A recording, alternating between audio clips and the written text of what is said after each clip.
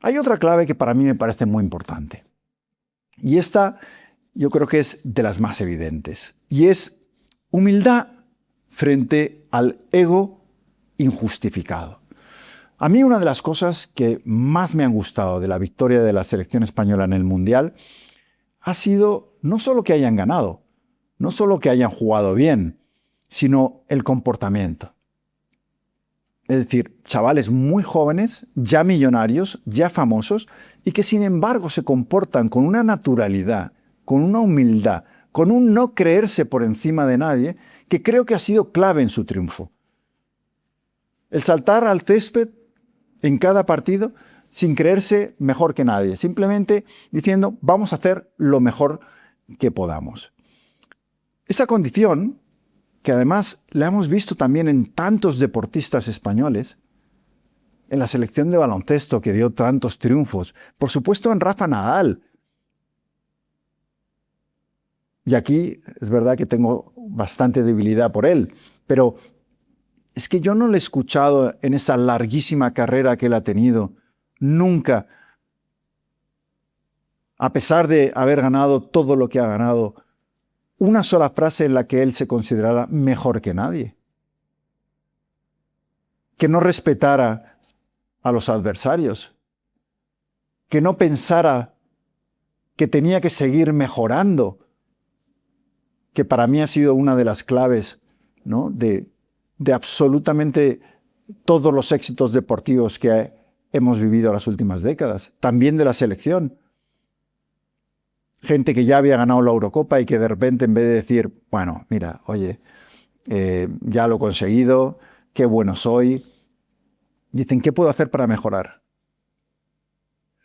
Y ahora comparar esa humildad en el éxito de los deportistas de élite españoles, que son un ejemplo y que generan una grandísima admiración precisamente por el carácter, no solo por los triunfos, sino por el carácter que demuestran, con estos políticos insoportables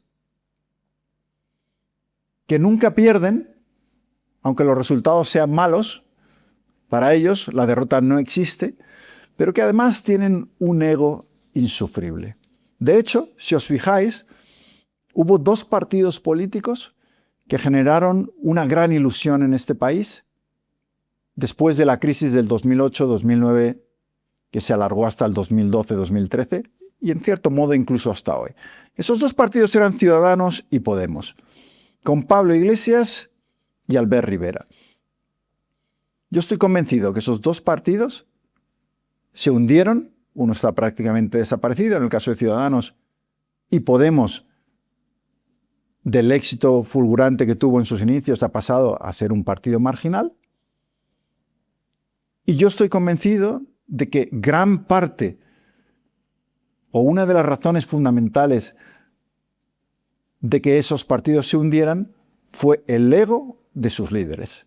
Incapaces de escuchar a nadie que les criticara, incapaces de asumir responsabilidades, incapaces sobre todo de tener la humildad de que por mucho que de repente hubieran emergido como líderes políticos con muchos seguidores, tener los pies en el suelo para tomar decisiones mucho más razonables, porque yo creo que el ego es probablemente una de las cosas que más distrae. Y todos lo podemos tener, ¿no?, en un momento dado.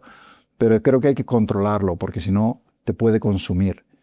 Y creo que una de las claves de nuestros deportistas ha sido precisamente eso. Y además lo ves con las nuevas generaciones, ¿no? Alcaraz, lo mismo, ¿no? Carolina Martín, igual. Esfuerzo, lesiones, vuelvo otra vez, vuelvo a entrenar, vuelvo a prepararme. Entonces, creo que eso contrasta mucho con esos políticos que siempre creen haber ganado, que jamás aceptan una derrota y que además se rodean de asesores que les dicen lo estupendísimos que son, ¿no? Cuando en el deporte muchas veces nos encontramos con jóvenes que a pesar de todos esos éxitos aceptan perfectamente que esos entrenadores, que esa gente que está detrás de ellos les diga las cosas que hacen bien las cosas que hacen mal y sobre todo las cosas que tienen que mejorar. Otra clave fundamental que hemos mencionado antes, y para mí es clave en lo que está pasando, es que nosotros, los propios ciudadanos, también somos responsables de esa diferencia entre el deporte de élite y la política. Porque si lo pensáis bien, en cierto modo, nosotros somos los seleccionadores de la política. Somos el Luis de la Fuente, el que escoge a los políticos y los pone a gobernarnos, en ayuntamientos, en comunidades autónomas, por supuesto en el gobierno central.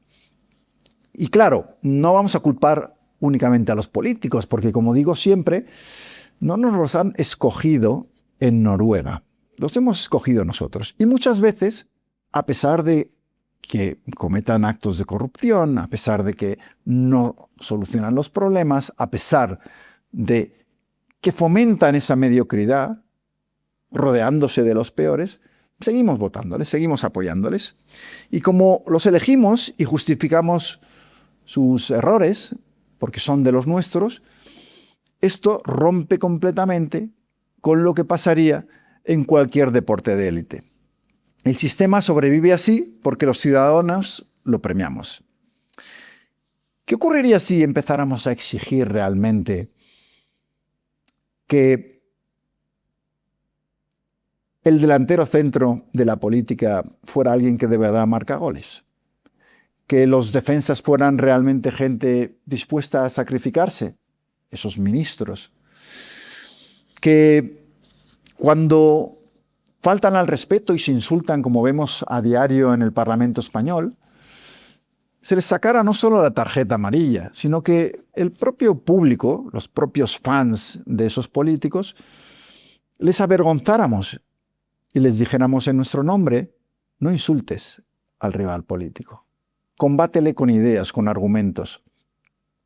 De nada me sirve 3 horas de debate parlamentario sin una sola idea en la que lo único que hacéis es insultaros.